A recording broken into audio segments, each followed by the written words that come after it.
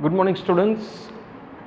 Welcome back to Standard 10th, second chapter polynomials. Today we are going to start with a second chapter of 10th standard that is called polynomials. बच्चों polynomials के बारे में already आपने 9th standard में बहुत सारा concept सीखा है. इसी चैप्टर को हम 10th स्टैंडर्ड में और थोड़ा डीप में कुछ नए कॉन्सेप्ट के साथ सीखेंगे. 9th स्टैंडर्ड का ज़्यादा बात न करते हुए हम चैप्टर को आगे बताते हैं. सबसे पहले तो पॉलिनोमियल्स टाइटल क्लियर कर देता हूँ. फिर से एक बार जो 9th में मैंने किया था उसी तरह मैं आगे बढ़ाते हुए बताता हूँ कि अब पॉलिनोमियल क्या है. Polynomial is nothing but an algebraic expressions with one of the four operations is known as polynomials. Polynomials is used in finding out some basic problems of maths. कुछ कॉम्प्लिकेटेड प्रॉब्लम्स होते हैं maths के, जैसे कि zeros find करना, division करना, right. उसमें बहुत ये हेल्पफुल है.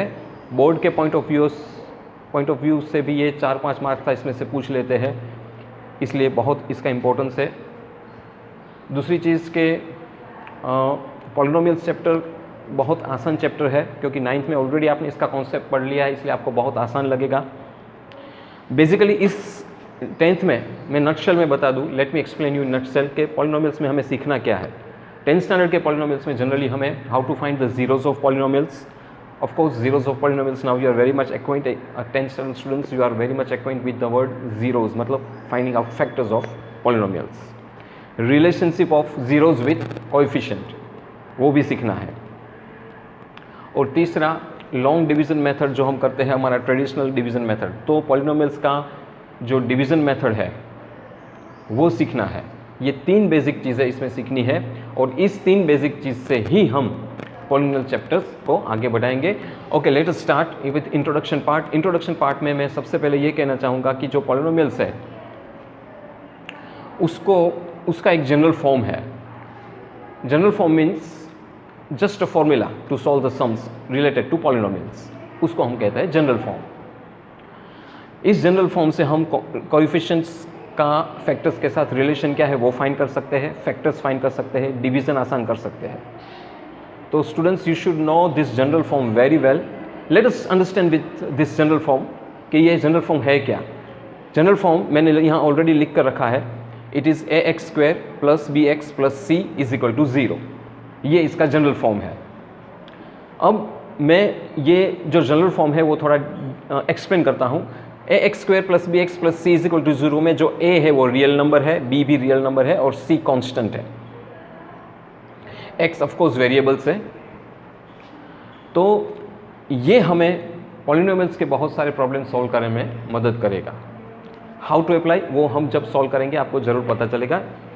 अब आगे बढ़ते हैं. My next point after getting the general form, after understanding the general form, we'll go to the next step of this polynomial is types of polynomials. Types.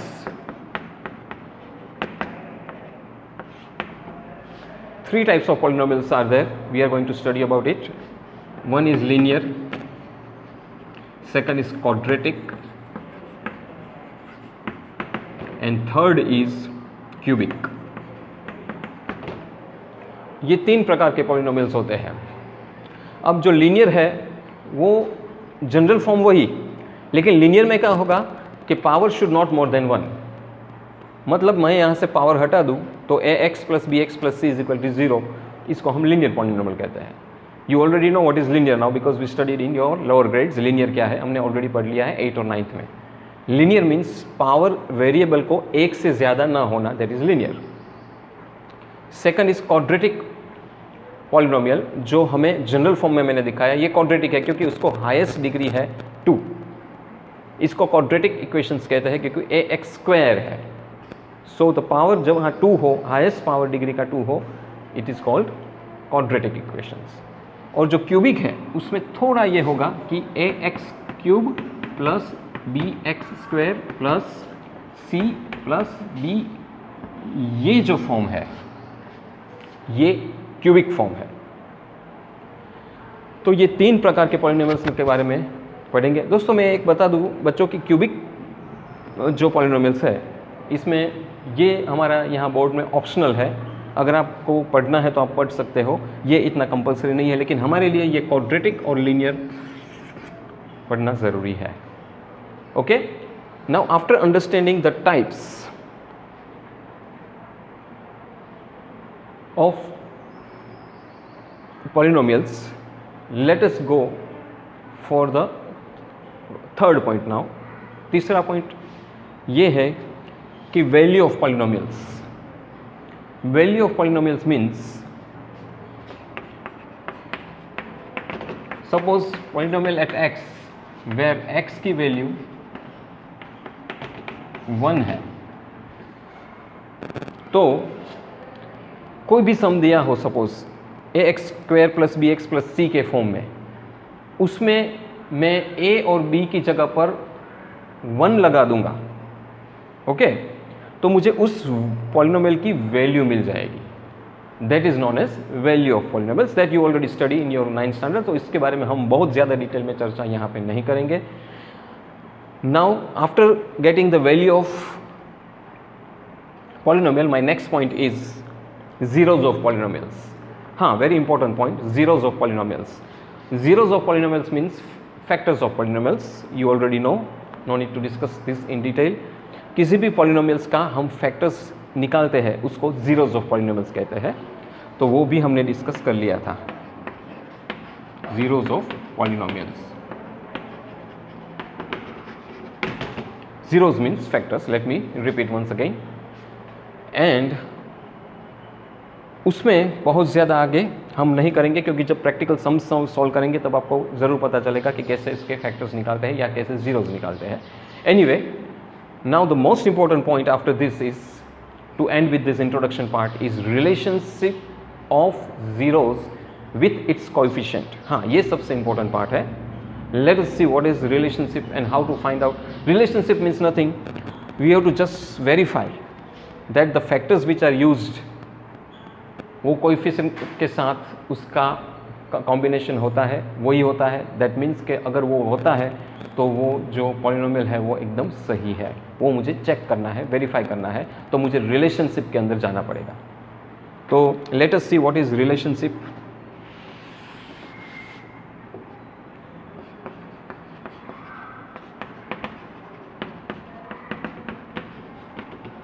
Of zeros with coefficient.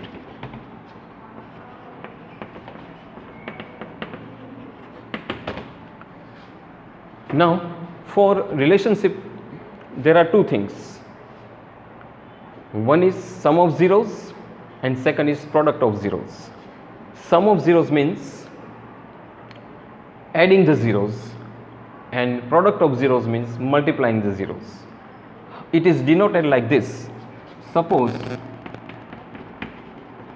polynomial at x will be ऐसा है कि 2x² + 5x + 9 = 0. तो ये जो real number है हमारे और एक कांस्टेंट है, उसको ध्यान में रखते हुए करना है. तो उसका एक फिक्स फार्मूला है, सम ऑफ जीरोस. पहले मैं देखता हूं, सम ऑफ जीरोस दैट इज, उसकी जो फॉर्मूला है वो coefficient of x² x upon coefficient of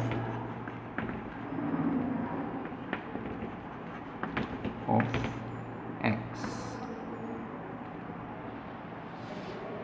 तो अगर मैं कोएफिशिएंट ऑफ x² से कोएफिशिएंट ऑफ x से कोएफिशिएंट ऑफ x² से डिवाइड करूंगा तो मुझे सम ऑफ जीरोस मिल जाएंगे.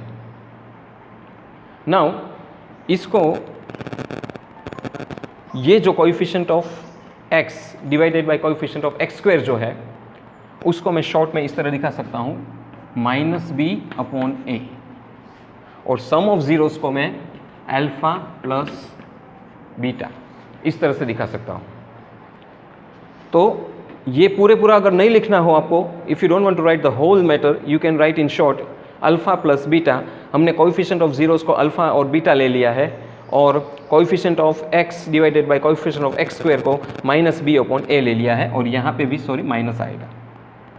ओके, नाउ आगे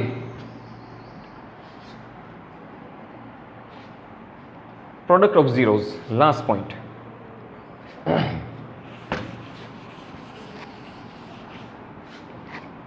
प्रोडक्ट ऑफ जीरोस,